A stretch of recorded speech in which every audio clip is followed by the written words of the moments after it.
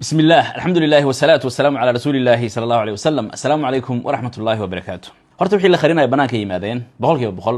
laakiin hal arin ay weli la qarinaya. wasiirka difaaca ee Israel Katz wuxuu leeyahay annaga iyo Somaliland asagoo markaa ciro ag taagan wax badan ayaan muddo iska kaashanaynay oo si sir ah aan ku wadnay howlo badan waliba sanado ayuu dhahay sida hadalka uu dhiga macnaha. marka waxa sirta ah oo uu sheegayo Israel Katz waa maxay? waa u soo laabanayna arintaasi, laakiin hadalkii uu wasiirka arrimaha dibadda uu sheegay ee ahaa in madaxweyne Cabdiraxmaan Ciro uu tagay Israel kulankan mid ka horeeyay oo kadibna Cirana uu qiran doono dabcan oo qirtay ay waxaan hadda la yaabanahay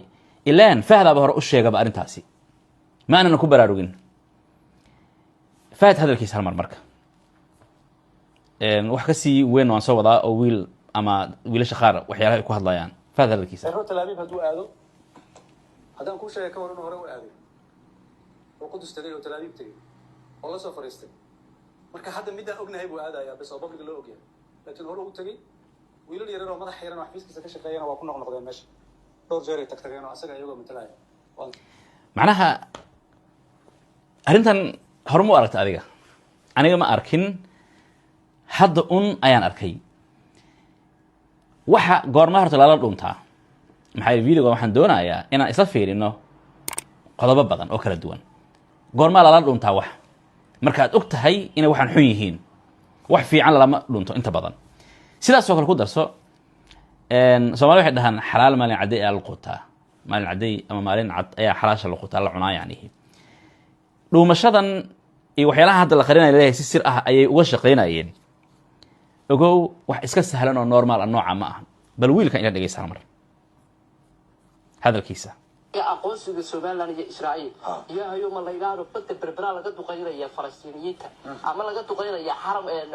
maxay tahay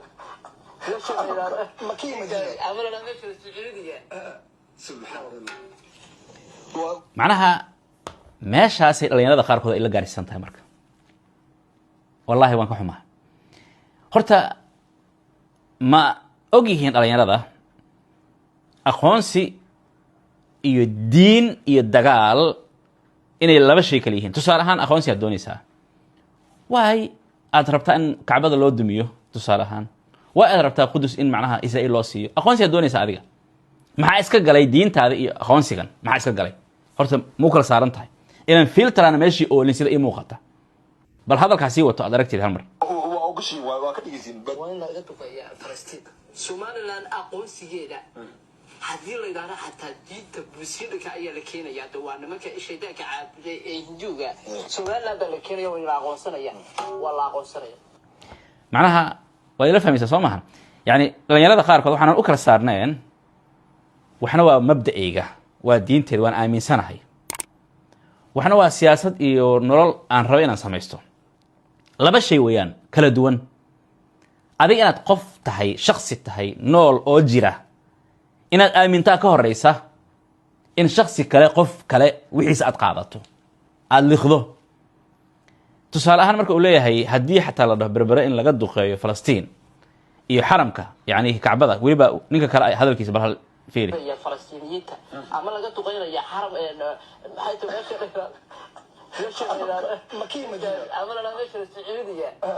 waka makii madiina marka ay dhahaan wiilasha kale wiilka kale hawleeya waa Sacuudiga ha yani in maka la duqeeyo oo madiina la duqeeyo buudiinna la keeno ayaa dhalinyaradan ama buudiin la noqdo say hadba ahaato ay ula jeedaan ayaa waxay ku bedelanayaan ictiraaf. adiga ma la qabtaa sad u aragtaa say kula taada kan? fadlan dhalinyaroy siyaasiyiinta waxa ay walaaqanayaan ogaada siyaasi marna kama fakaro waxyaalaha ummad siyaasi marka aan leeyahay cafwan raali noqda siyaasi walba ma aha siyaasiyiinta reer galbeedka marka aan ku leeyahay ogow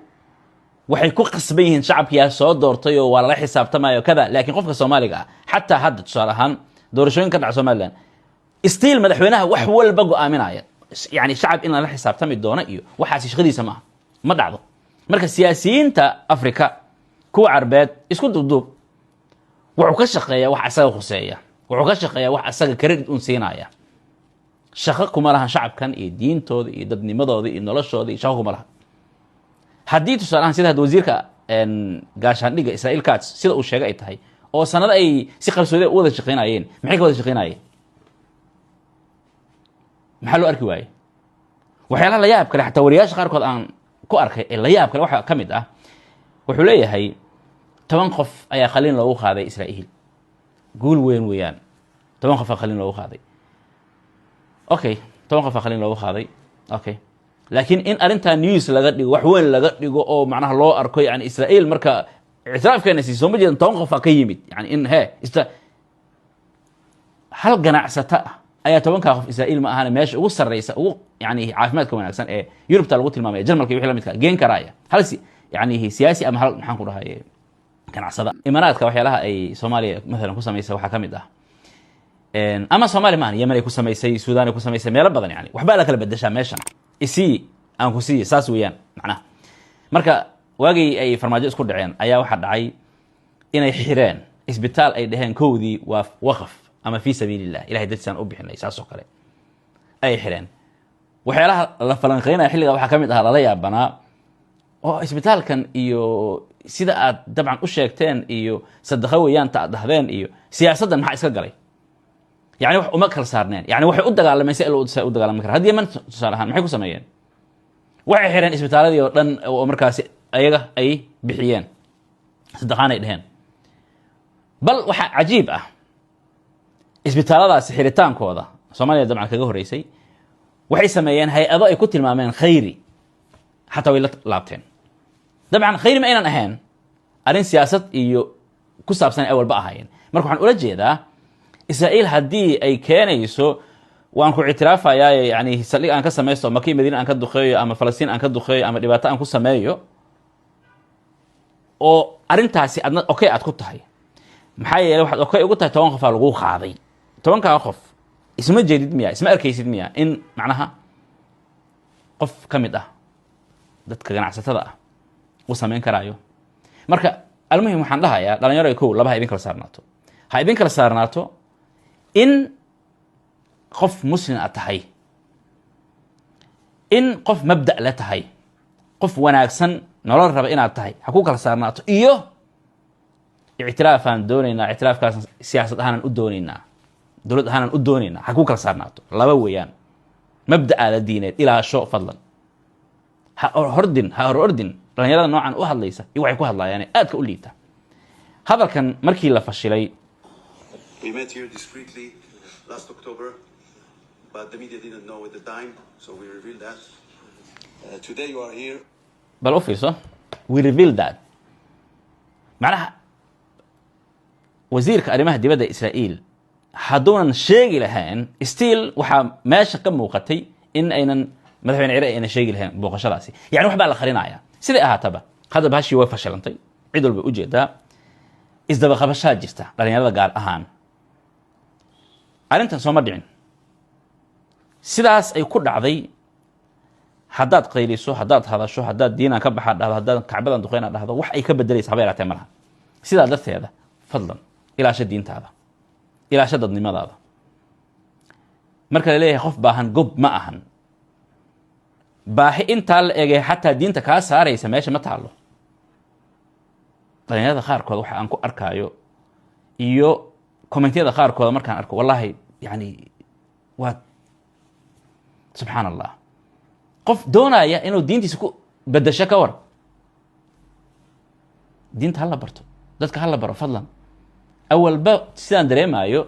yani qofkan muslim aad tahay la yiri bis hooyadaada muslim aabbahaada muslim yani marka waa iska un raacay barasho ma jirto garasho ma jirto waa iska sidaas marka qofkan ka waran oo siyaasi noqdo weynaaday in mabaadi'diisa iyo diintiisa oo bedasho wax weyn ma aha normal ay la tahay almuhim intaasaan kusoo koobaya marka waxa cajiib ila noqotay in Fahad hore uu sheegay oo aan nagu baraarugin dhuumashada inay jirto yani arintii Fahad hore uu sheegay way soo baxday macnaheeda intaasaan kusoo koobaya salaamu alaykum wa rahmatullahi wa barakatuh